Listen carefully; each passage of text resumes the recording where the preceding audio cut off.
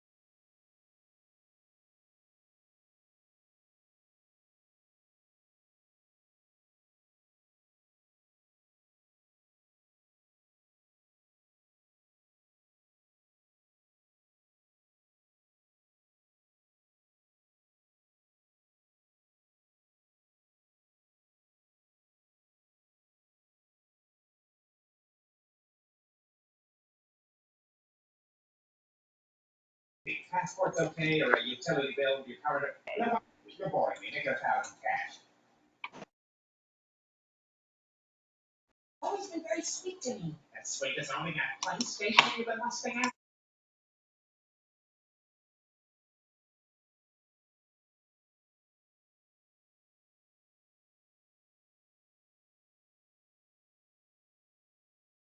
Okay, so I've unmuted everybody. Just please remember to mute yourselves so we cut down on our background noise. And then I'm going to go ahead and introduce Darcy. So going through our slides right now. Here's a little bit of an overview of what I've already introduced. And now we're going to let Darcy Evans, LCSW with the California Central VA Healthcare System begin. Darcy, take it away.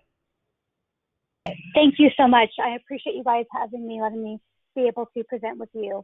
As I said, my name is Darcy Evans. I am the coordinator for the Intimate Partner Violence Assistance Program at the Central California VA Healthcare System.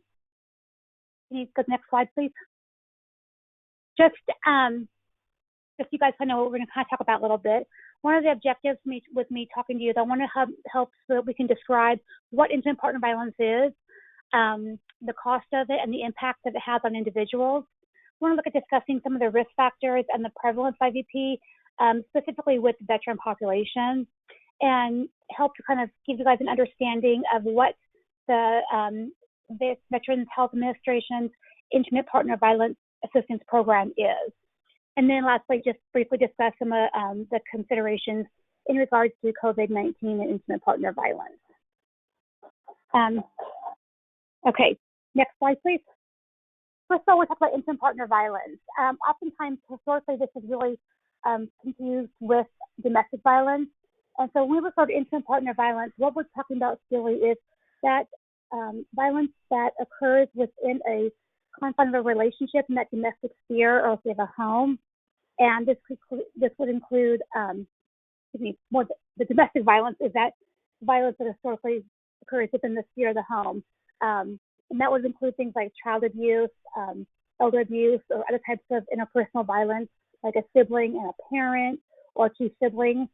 Where intimate partner violence, this term really describes that physical, sexual, and psychological harm or stalking behavior by a current or former partner that occurs on a continuum of frequency and severity ranging from emotional abuse to chronic severe battering or even to death. And it can occur in heterosexual relationships, in same-sex relationships, and it does not require that sexual intimacy or cohabitation has occurred to be identified as intimate partner violence. Next slide, please. When we talk about what is IPV, IPV also, we'll look at again, it's really the different things of that physical, sexual, emotional, spiritual abuse, as well as stalking. And spiritual abuse, we look at as things like, denying someone access to spiritual services, maybe mocking their beliefs, that emotional abuse of humiliation, controlling, coercing behaviors, isolating somebody, maybe denying them access to services. Also could be something like, threatening to harm a child or threatening to harm a pet. With the sexual abuse also, it's like unwanted sexual activity. Reproductive control is also considered that sexual abuse, as well as sexual assault. And then physical assault, of course, the shoving, hitting, kicking, things that we often think of most often when we think about intimate partner violence. Okay, next slide, please. On average, in the U.S., 20 people every minute experience some form of intimate partner violence, and that equates to more than 10 million victims annually. What studies have shown is that 1 in 4 women and 1 in 5 men experience severe, that's a key word to say, severe intimate partner violence or intimate partner, contact sexual violence, or again, that intimate partner stalking. About 1 in 3 women and 1 in 4 men experience some form of violence by an intimate partner. So it actually occurs much more than people are aware of, and it's much more than it's really discussed. Next slide, please. Just to kind of give you a better idea of some of the statistics about IPV, like I said, on a typical day, domestic violence hotlines nationwide receive over 20,000 calls per day. With that said, I know that different areas, they haven't been able to update specific statistics as far as where they're at right now from who I've spoken with, but I have been told that some of the hotlines have gotten calls up to 100 times more since this COVID has started. We look at domestic violence as the third leading cause of homelessness among families. And a study that occurred within 13 different VA medical systems found that female veterans who screened positive in the last year for experiencing intimate partner violence had up to 4 times the odds of experiencing housing instability. We know that 72% of all murder suicides do involve some type of domestic violence, and that a woman is 70 times more likely to be murdered in the first few weeks after leaving an abusive relationship than any other time that she is in her relationships. Okay, next slide, please. In regards to, we look at IPV and again at suicide, homicide. What we know is about 20% are not partners, but family or friends who have tried to intervene, who've been harmed when it talks about, murder or suicide and intimate partner violence. 15% of all crimes do involve some type of domestic violence. And 78% of women who are killed in the workplace are involved in some type of domestic violence in their home. We know that only about 32% of victims really receive help. And that's one of the hard part. We want to being able to make that. So I tell people, when we talk about, we want to be able to normalize that conversation, not normalize the behavior, but make it okay if people talk about this and make it a safe place.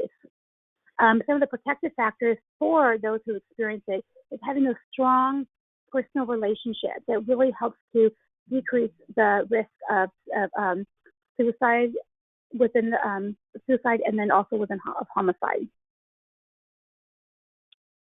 Next slide, please. When we look at the cost of intimate partner violence, first of the societal cost, and it's much more people realize. We have about 32,114 full-time jobs that are lost each year in the United States as a result of intimate partner violence. And we look at, on the basis of just these figures alone, we talk about the financial cost and figures we have here, that these figures come from a few years ago. At that point, we're looking at almost 5 million different people who've experienced domestic violence cases, and it's costing our society about $460 billion per year. And that's looking at the cost of the victims' pain and suffering, medical bills, loss of productivity, being involved in the judicial system, as well as incarcerating the offender. Next slide. So we had the financial cost. Although it's difficult to really determine the exact dollar amount that it costs, economists have definitely tried. And what we found is that it costs about, again, this were done several years ago, these studies, about $5.8 billion per year.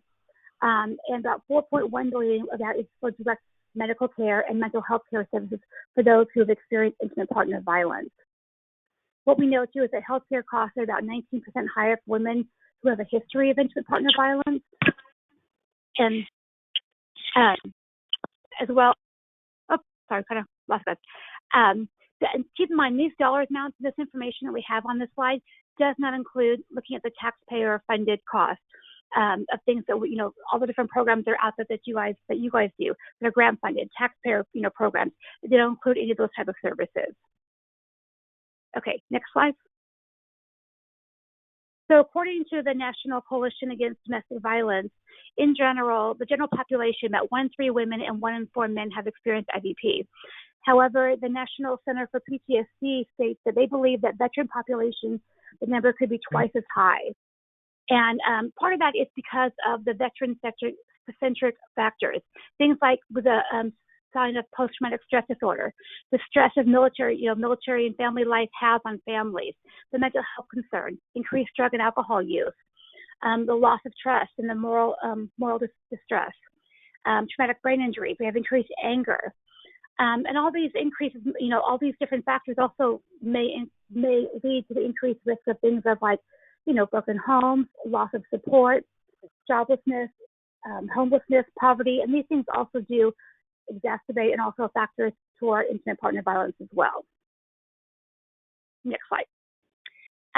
With the prevalence in regards to veterans themselves, in 2018, the prevalence rate of veterans who use intimate partner violence among male veterans ranged between 13.5% to 42%.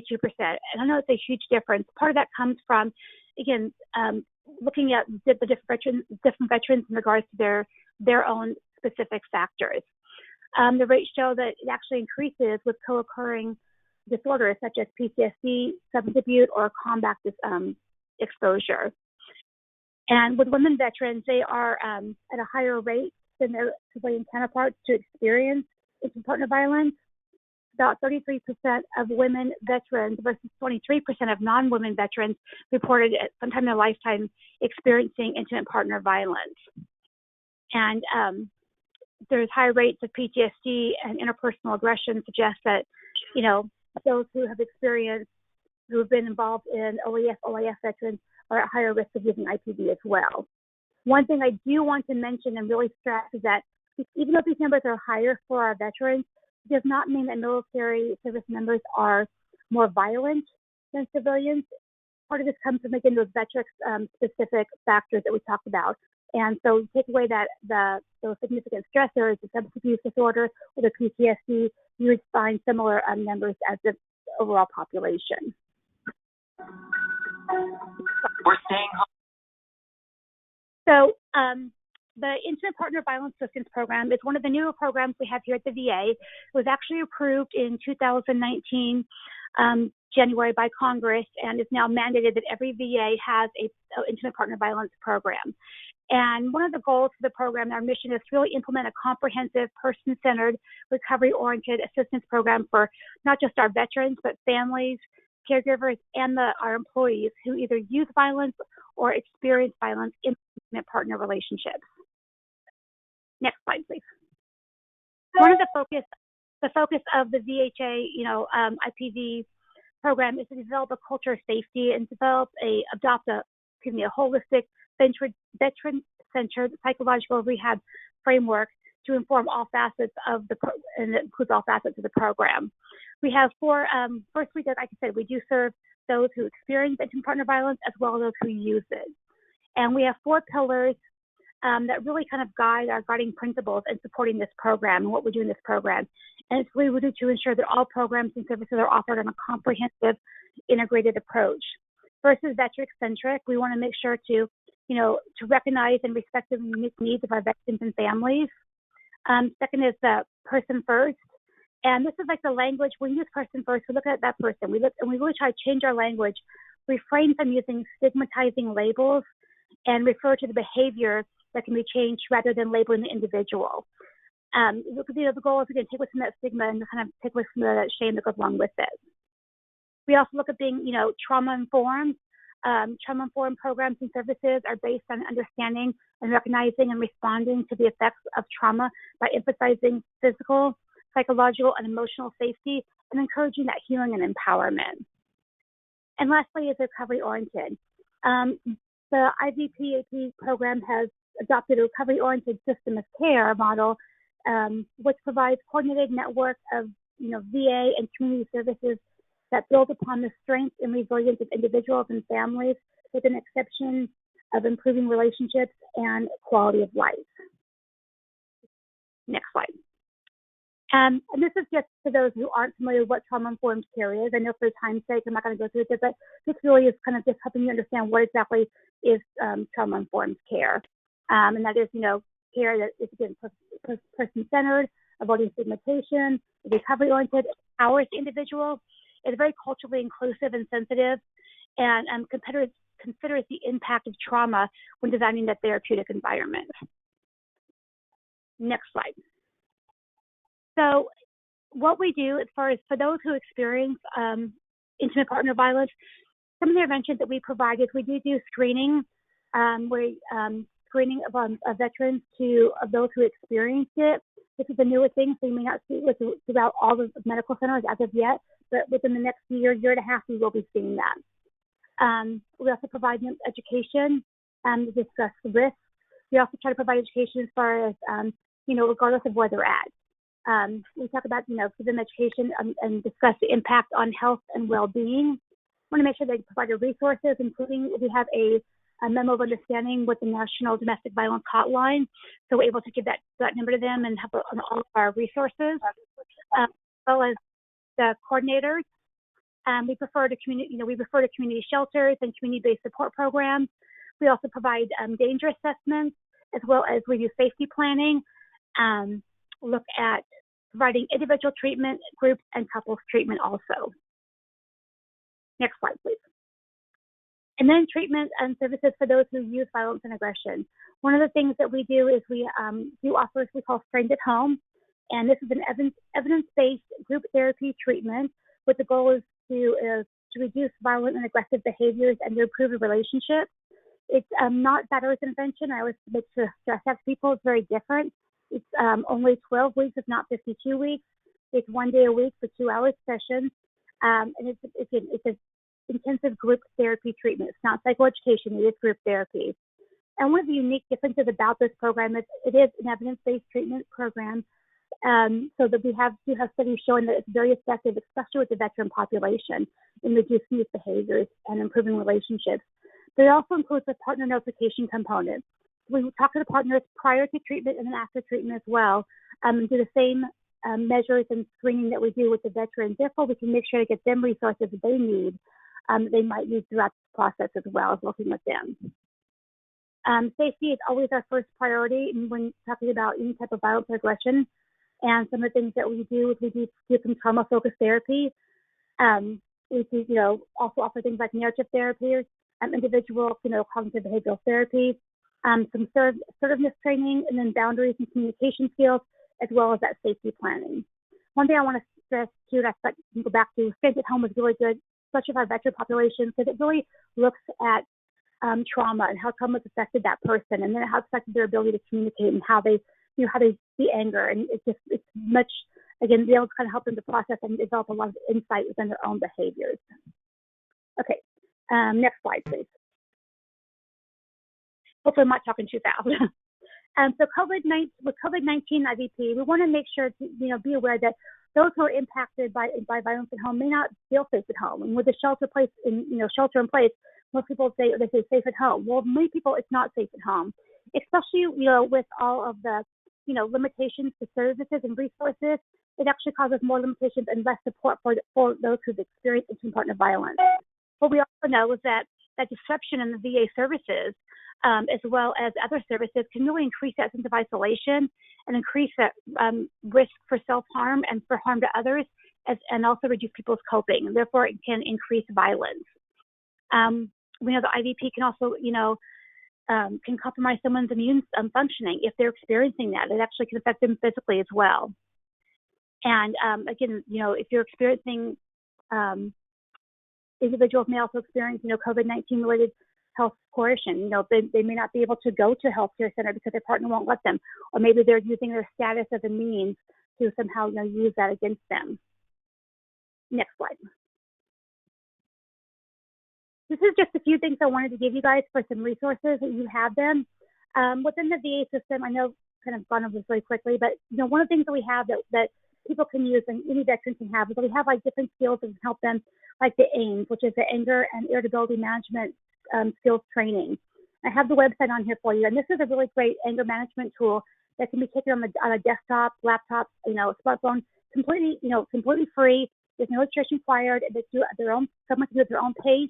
It's specifically designated for veterans, and it provides videos, learning logs, and participates, and it really kind of walks you through some really good tools and skills. And again, somebody can do it on their own in their own time, especially with today's world with COVID, not being able to access those group treatments.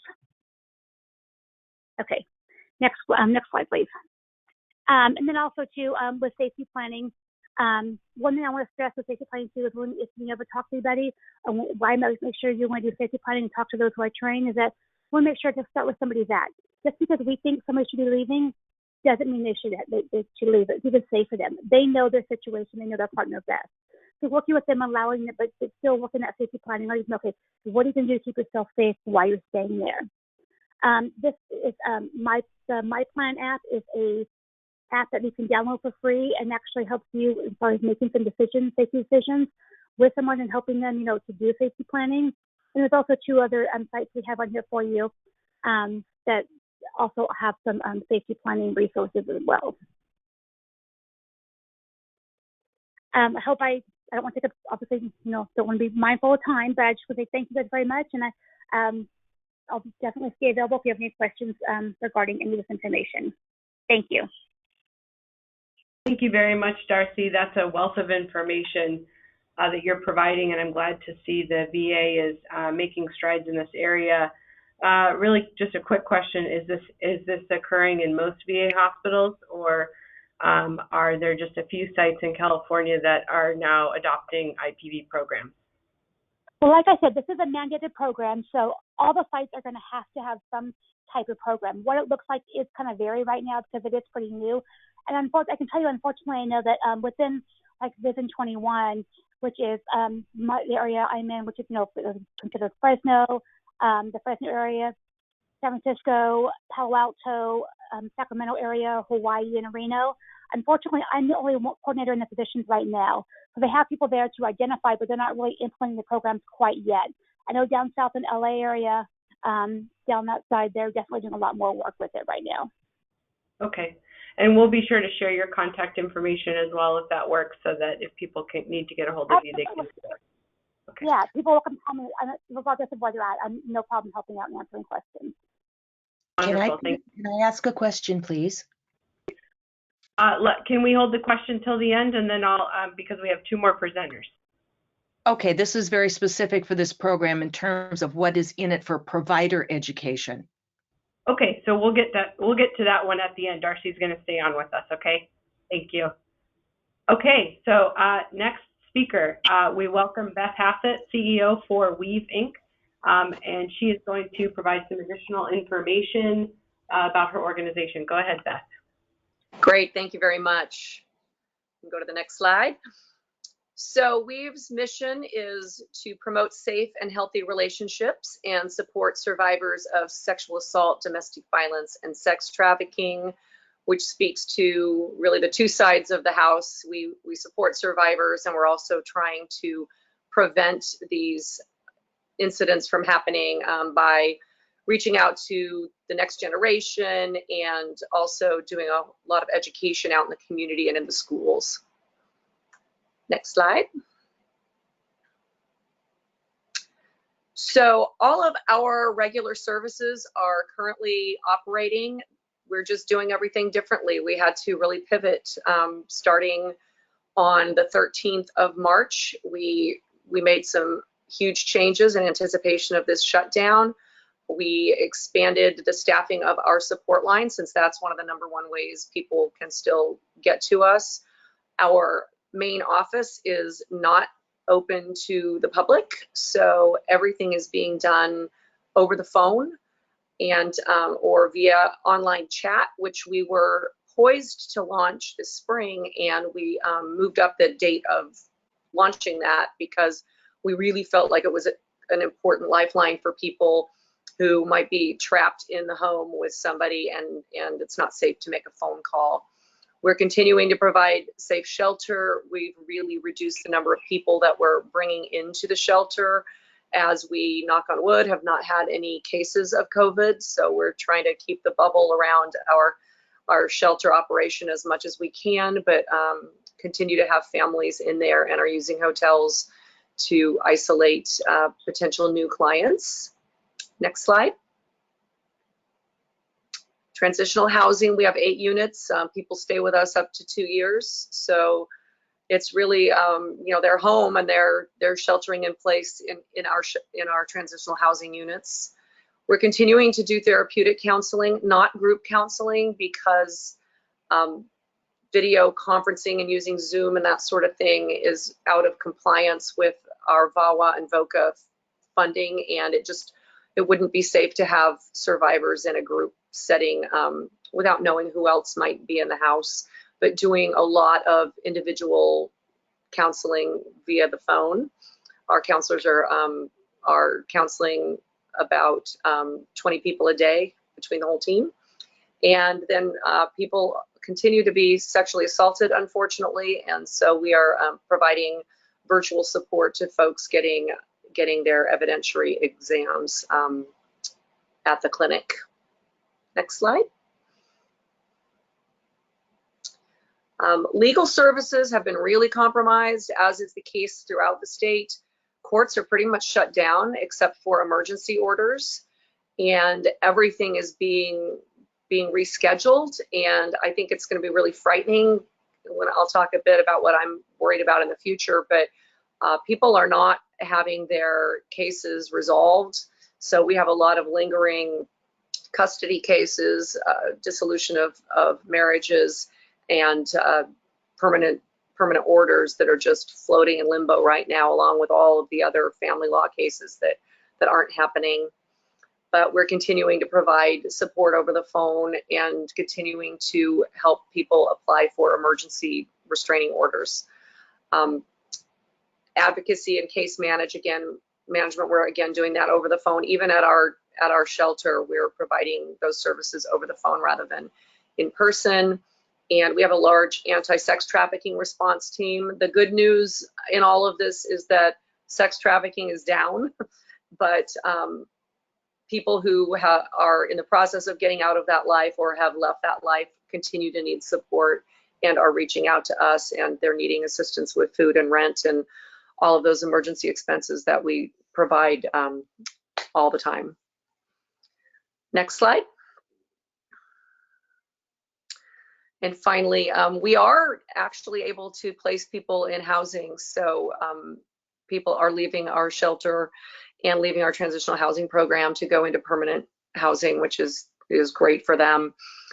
And our prevention education, we launched our We've Learned platform, which is an online educational platform earlier this year. And that's been a real boon during this because we're able to do online trainings for professionals and continue to be offering education in a virtual way on a platform that's designed for such a thing. So that again is good news that we had that in place prior to all of this. Next slide. So here's what we're seeing now. More of the calls on our support line are related to domestic violence. Usually we get more generalized calls, or folks calling about sexual assault or sex trafficking, wondering whether our stores are open or just getting general information. And we're really seeing the intensity of the calls increasing. So every call is pretty intense for the folks answering them. Again, we're continuing to support people through their sexual assault exams. Just last week, we had 12 sexual assaults here in Sacramento and victims who needed support. We're really seeing a higher lethality risk for the people that we are intaking into either a motel or into our shelter program. I mean, people are in really grave danger and are needing that support. And we're seeing that a lot of folks who are perhaps in an unhealthy relationship that hadn't escalated to abuse are really becoming more fearful and more at risk by being trapped in the home with somebody who doesn't have anger management skills and is, increasing in the intensity of maybe emotional abuse that they have been experiencing, and it's turning into physical abuse. With the children present, that's also adding to the abusive behavior and adding to the stress in already fragile relationships. And for folks who have shared custody with their abusers, we're seeing that abusers are using that as an opportunity to increase the abuse, refusing to bring the kids. They're the usual safe spaces to do custody exchanges. So a lot of challenges around that. But people are very grateful to continue to have any support at all during this really isolating time. Next slide. So what we're really preparing for and concerned with in the future is we're feeling that demand is going to go up exponentially once the shelter at home orders are lifted. We saw during the recession that a lot of people hung in there pretty well during the worst of their financial times, and once they felt confident that they could leave, we saw a flood of requests for support. So we're expecting something similar now. I don't know how the courts are going to reschedule all of these hearings. I think it's going to be a real mess and a real challenge for survivors. We're talking with the courts about how we might offer a safe space to be doing some hearings and things virtually, which we're encouraging them to do, especially with victims where it's stressful for them to be in the same room as their abuser and challenging for them to get to court often. We already are always full with our shelter, so concerned about capacity once we get to that point. And I think we're seeing a different type and level of trauma than we've experienced before. Being trapped all day with somebody who's abusive is really taking its toll on survivors. Once we get our counseling back up and running, we've taken on a lot of new counseling clients because we have the capacity to serve them right now over the phone, but it's going to be challenging once we're back up and running. And again, folks who were in what they might have called an unhealthy relationship, you know, on that continuum of dangerous to just unhealthy, I think we're expecting to see a lot of relationships having escalated and the abuse to have gotten much worse than it might have if we weren't in this current predicament. Next slide. So how can you support someone if you're concerned about their relationship? Trust that they're the expert and that they know how best to navigate that. That's something we always tell folks, but I think more now than ever, they know what their situation is in their own home where people can't see them or notice what's going on. Traditional safety planning is challenged by the fact that the abuser could be there any minute. We don't know who's in the room, and if you're talking to a survivor, I think you have to assume that the abuser is within earshot. Most of us don't live in huge palaces, so we can hear what's going on in the next room.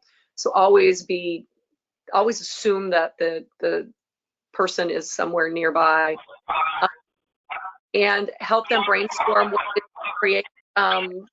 create space and take breaks from each other. You know, take walks, take the kids out, go to the store for a necessary trip, that kind of thing, and use those moments as an opportunity to get support.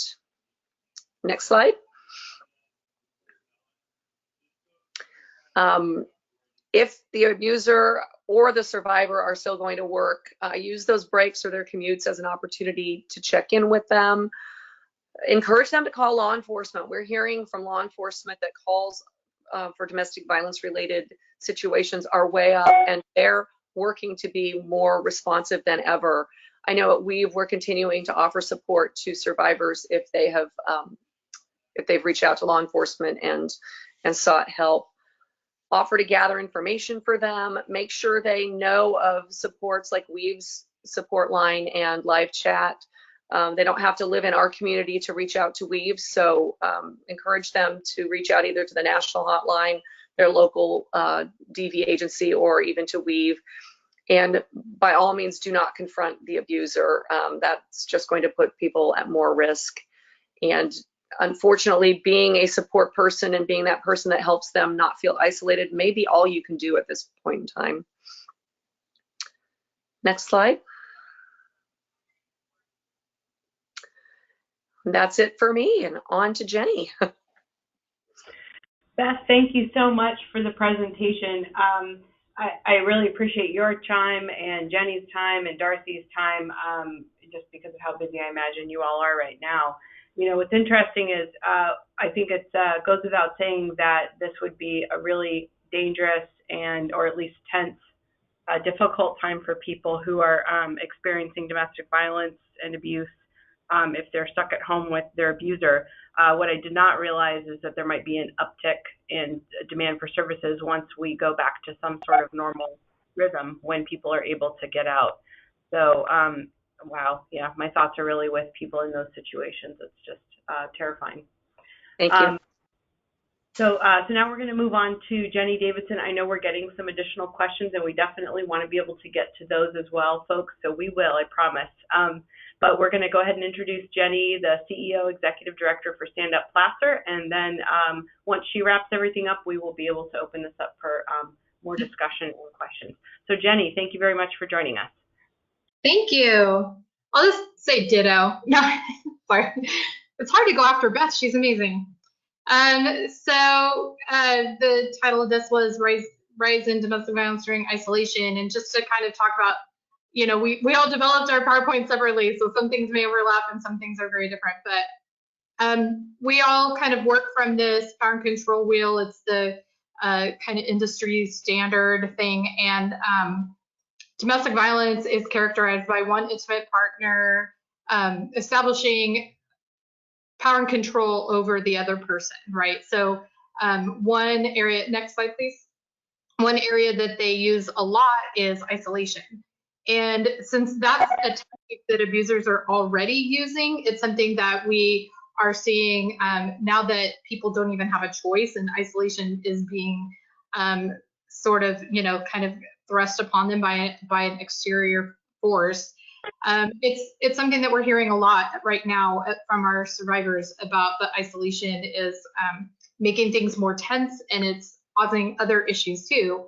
So some things that we're hearing from survivors is that that the abuser is more willing to injure them in places where people would normally see, right? So like in the past where there wasn't isolation, abusers, they can be very manipulative, and they know don't leave bruises, or at least not in places where people are going to notice them. And now it's sort of no holds barred kind of a situation there. And then it's also bringing up other brand new forms of violence that we hadn't seen in the past. So next slide, please. So more about this isolation, just the situation that we're seeing right now. So go ahead and do the next slide. And some issues that are maybe a little bit more specific to veterans, and things that we have seen or that the country in general is seeing, is just sort of that they can already sometimes feel isolated just in general from their communities. And so having this extra layer of isolation, and as Darcy already stated, there are sometimes higher incidents of depression, PTSD, that you take somebody who already has all these triggers inside, and then you escalate a lot of stress all at once, and isolating them at the same time, it can be difficult. Next slide, please. Why is isolation so effective? So prevents victims from talking about things with others. So if, generally victims might go to work and tell a coworker, hey, this happened, I don't know what to do about it. And that coworker may be the person who lets them know, hey, that's domestic violence, and there are agencies out there that can help you. And so right now that's not happening. There's nobody to notice marks or bruising that may happen, and victims don't have a sounding board. They don't have somebody they can just talk to, and they really can't talk about it at all because, as Beth said, there's somebody in the next room listening. Next slide, please. So some new things that we're hearing from our survivors: abuser refusing to allow the victim to access medical attention for injuries due to the fear of contracting the virus in the hospital. So the victims may have, a sprain or a break or other injuries that they cannot access medical attention for because their abuser is telling them, no, you could catch this virus and bring it home to me and to the kids, and that kind of thing. So they're isolating them even further.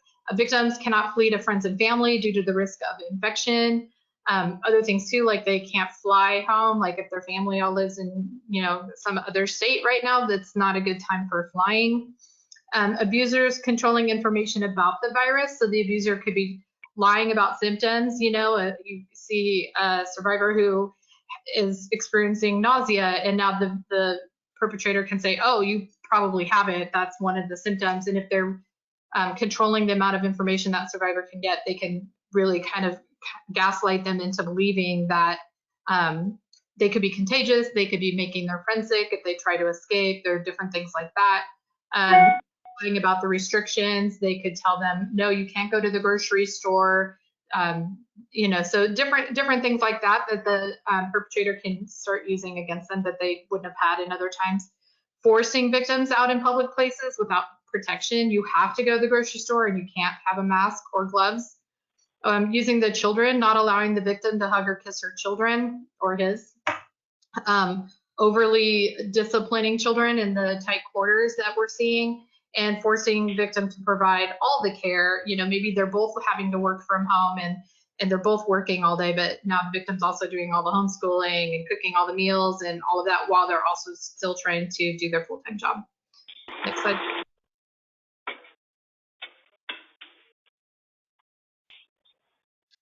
Some complications for agencies, or at least for ours. So staff responding to clients in crises are potentially exposed to the virus. So they're out there trying to, you know, there are still some court hearings for like emergency restraining orders and things like that. So emergency things are still happening, and our advocates could end up exposed there. Our service office is still open with very limited hours of operation, but if for a survivor who needs emergency critical face-to-face something, they have to work on a restraining order or something, and the things they can't do online, we try to do as much of it as possible virtually before we bring anybody in, but we are still bringing people in. And then we also have our safe house where we're meeting with people. Our outreach has really gone really far down, all our prevention kinds of things. Thrift stores, we have a thrift store. I know Weave has a few thrift stores. All of those are at a standstill right now, which also, and many of us have events. We had to cancel our big event in the spring. So a lot of our revenue generating things have gone to a standstill. Next, please.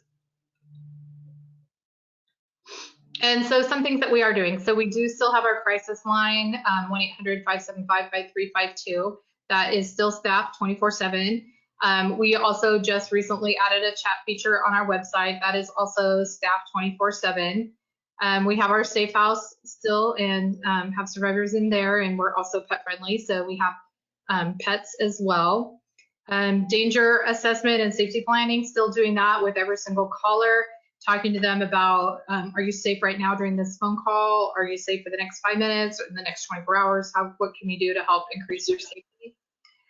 We do still have our rapid rehousing program. So we have one-time assistance dollars as well as the ability to get somebody in for 12 to 24 months. So we can just pay their deposit in the first couple months rent, or we can pay 6 months or 12 months or 24 months and really give them the chance to get back on their feet. Because we know that most victims of domestic violence are victims of financial abuse as well. So getting rehoused can sometimes be one of the biggest barriers that they're facing. Legal assistance, we're still doing on scene, and emergency food and clothing. All of those are still happening. Next slide, please.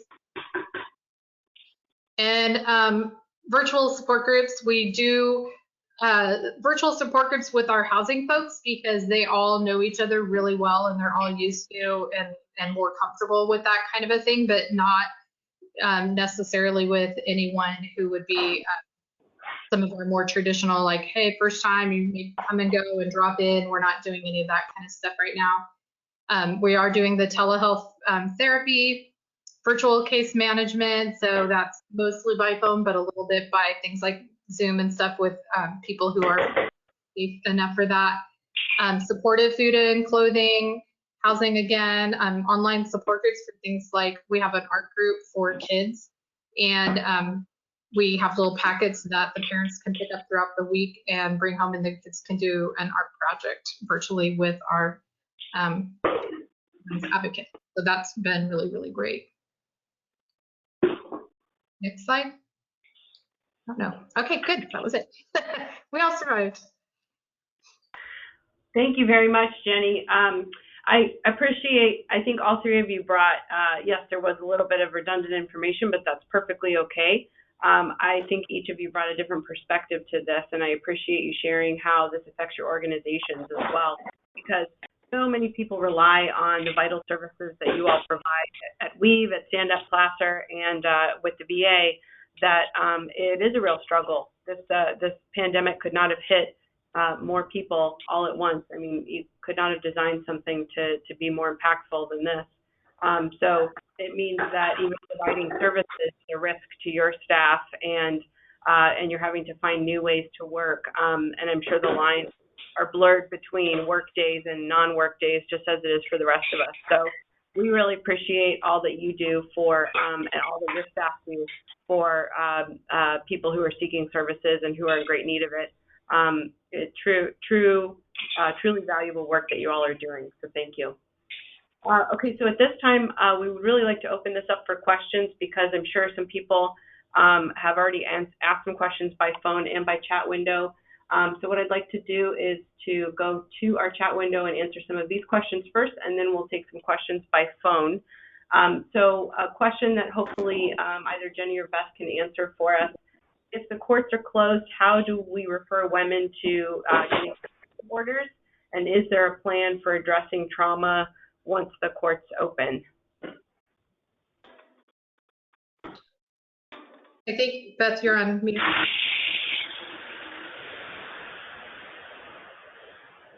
One second.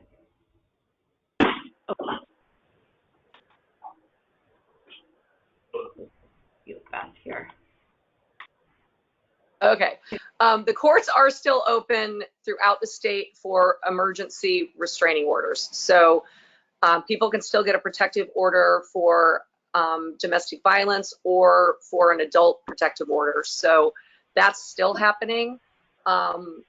You know, our plan for supporting people once the courts do open is, I'm sure we'll have increased requests for court accompaniments, which we're not able to do right now, but is always a much needed service to provide that emotional support to somebody when they are going to court.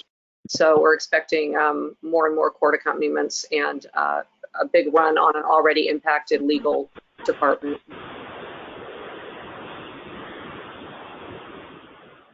And another question we have is, what is another option if the abuser won't allow the person to leave on their own? Any ideas on how to tackle that? We do a few. We have ways. I have a hard time like saying it all publicly because there's lots of like little secret backdoor things that we do. So I would recommend anytime a survivor has the opportunity to call one of our crisis lines or use the text chat features or anything like that, we are able to come up with a lot of creative ways, and that's an issue that we've both been facing for over 40 years and have become very creative with. I know that Weave is amazing at that as well. So there's usually ways, you know, we can work out like, hey, you know, just, you know, here's a safety plan. Here are a few things that you could choose, and giving them those options, because we're all about making sure that the survivor has all the choices in this. But our advocates are very creative. Thank you, Jenny. So we have posted Weave's contact information in our chat window, and we will do the same for Stand Up Placer so that everyone can see it. Basically, Weave's email URL, or Weave's URL, www.weave.org, and there's /contact us, or just go to weaveinc.org. And Stand Up Placer, Jenny, what's your URL? We are standupplacer.org. Great. Standupplacer, all one word, .org. We had another question from a caller earlier on the call, asking the VA specific questions, asking Darcy about other benefits. I think we had two questions. So if that caller wants to restate their question, unmute yourself, and then we'll be happy to hear that question from you.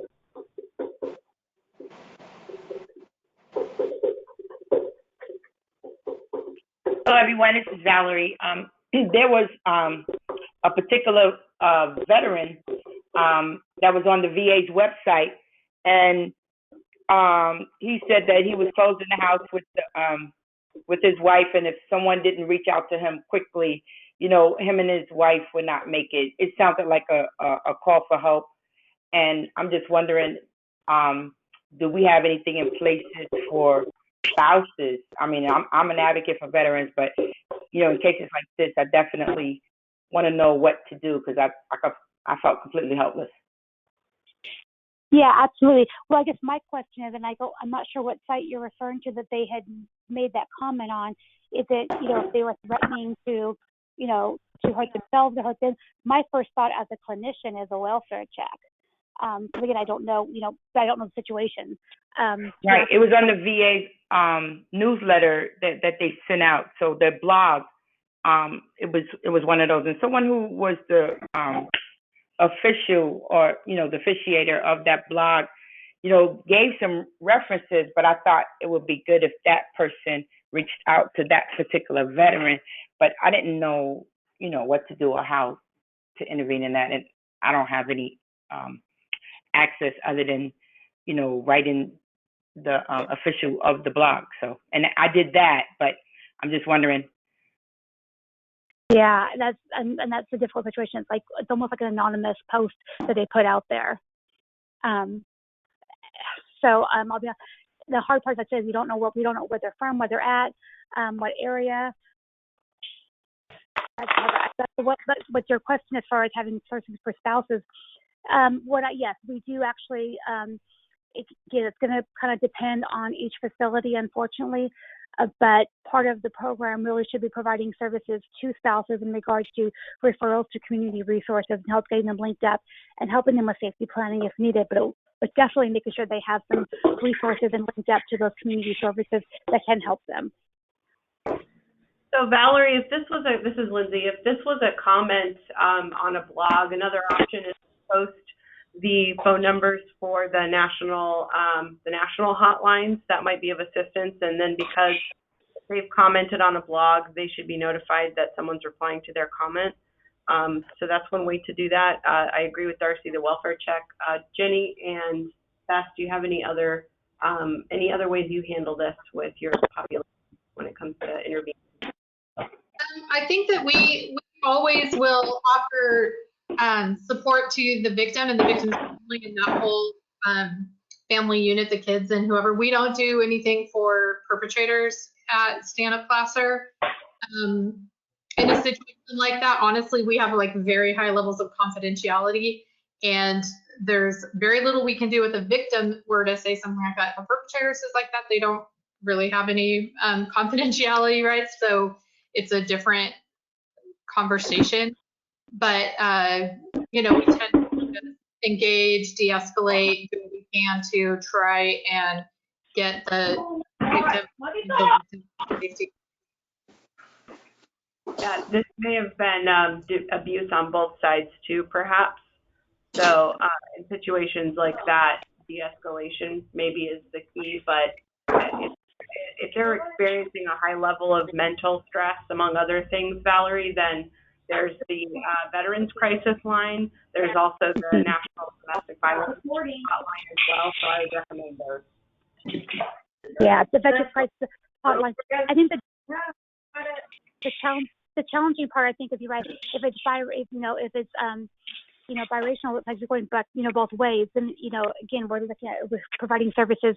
We want to try to make sure they're both safe. But you're right. The hard part is that being on a blog, we don't know when it was written, how long ago, what's going on currently, even who that person is.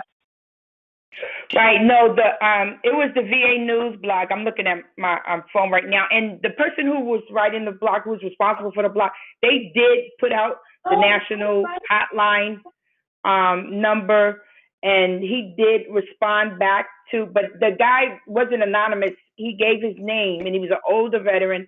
And I thought it was great because we know that older veterans don't usually identify, but he did. And I just wanted to know, that the national hotline is equipped for something like that. Absolutely. Yeah, they absolutely will. And the national hotline too, what they do if they call, they'll also help link them up with their local facilities and local resources. Great. Excellent. Thank you. Thank you. And then someone also posted in the chat with a thank you information about the National Crisis Line and the phone numbers, as well as the one of the VA contact numbers for the nurse line. Appreciate the National Crisis Line on there. And then we have another question on our chat window. On the VA program side, what is included for provider education, especially for those who enter the system through urgent care or the ER? And then a comment about the women's clinics doing a good job. So is this, in other words, is this program being are you training people, Darcy, within the other parts of the VA when they come in, especially for triage or urgent care? I can only speak to what I'm doing personally within our facility, and that's the difficult part because it is a new program. How it's implemented is going to look different across the board, unfortunately. We have standards of what's expected, of what we're supposed to do as far as, the standards of the program, but again, how it's implemented is really individualized to different facilities. And I know that one of their criteria is doing education to all staff. When they talk about education, it's really broad education, bringing sure to bring awareness, education, understanding. So I know I personally am looking with my emergency department right now, as well as with our women's health has been the primary focus right now. But so each VA is a little different. And I'm sorry, it's not a better answer. Yeah, but what I'm doing. Right. The expectation is that this is something that's being taught across the facilities to staff who are interacting with veterans who may be coming in, and we hope that's happening everywhere. If it's not, then of course we're interested. Yeah, absolutely. That's the expectation, that education is given to all staff. And there's different levels of education that's expected to give to different staff levels. We're like frontline staff versus the providers versus the clinicians. So there is those different levels of education that there is expected to be provided to them. Wait, you forgot about this one. Okay, I'm going to go ahead and unmute everybody. Does anybody else have questions for our presenters? We are just at the top of the hour, and we had scheduled this for 1 hour, so I want to be mindful of everyone's time, but do we have any other additional questions at this time?